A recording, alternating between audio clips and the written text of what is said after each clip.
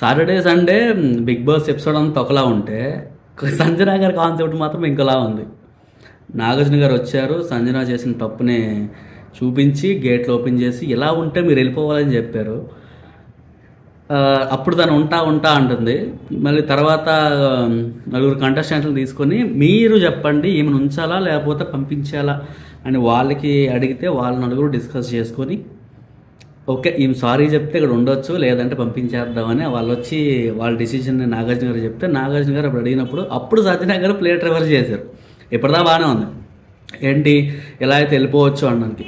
అప్పుడు ప్లేట్ ఎలా మారిందంటే ఇంకా ఆమె నేను వెళ్ళిపోతా అంటే నాకు వీళ్ళు క్షమాభిక్ష అవసరం లేదు, ఇంకా వీళ్ళకి 10 సార్లు నా వల్ల మీరు ఉన్నారు, మేము చూపించిన దయవల్ల మీరు ఉన్నారని చెప్పేసి నన్ను ఇంకా ఈ 2-3 వీక్ ఏదైతే 3 వీక్స్ ఉందో అవి 3 వీక్స్ నన్ను తినేస్తారో ఎప్పటికీ నా 12 వీక్స్ కూడా అలానే ఉండింది. నేను మీకోసం ఆలోచించి మీ భిక్ష పెట్టా అని చాలామంది అన్నారు. ఈ రోజు కూడా అదే జరిగితే మళ్ళీ ఇంకా మిగిలిన 3 వీక్స్ కూడా అలానే చంపేస్తారు నన్ను. సో దట్ నేను వెళ్ళిపోతాను, నాకు ఇది అక్కర్లేదు అని ఆమె రివర్స్ గేమ్ ఆడడం. అప్పటి నుంచి ఇంకోలా ఉండిద్ది.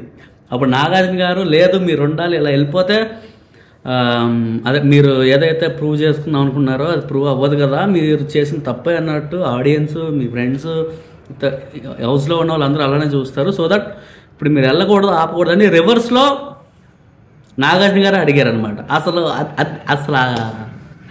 మైండ్ దొబ్బింది అది వినగానే. మళ్ళీ నిన్న ఏమైంది, ఒక ఫ్యామిలీ ట్రీ పెట్టేసి దీంట్లోంచి ఒకరిని ఎలిమినేట్ చేశారంటే ఏంటంటే 6 మెంబర్స్ మళ్ళీ లాస్ట్ సంజన గారిని చూపించి ఈమె వెళ్ళిపోతే బాగుంటుంది అన్నట్టు చెప్పారు. రివర్స్ లాగా అంటే పంపించేస్తా అంటే భయపడాలి, రివర్స్లో ఆమె వెళ్ళిపోతా అంటే వీళ్ళు బతిమాలుకోవాలి. వాజ్ వెరీ బాగుంది. సో మీకు ఎలా అనిపించిందో కమెంట్లో చెప్పండి. సో ఈ వీక్ ఎలా ఉండబోతుందని నేను చాలా ఎక్సైట్మెంట్తో ఉన్నాను, మీరు కూడా అలా ఉంటారని ఎక్స్పెక్ట్ చేస్తున్నాను. సో ఈ వీడియో కనుక నచ్చితే లైక్ షేర్ కమెంట్లో పెట్టండి, సబ్స్క్రైబ్ చేసుకోండి ప్లీజ్. బాయ్.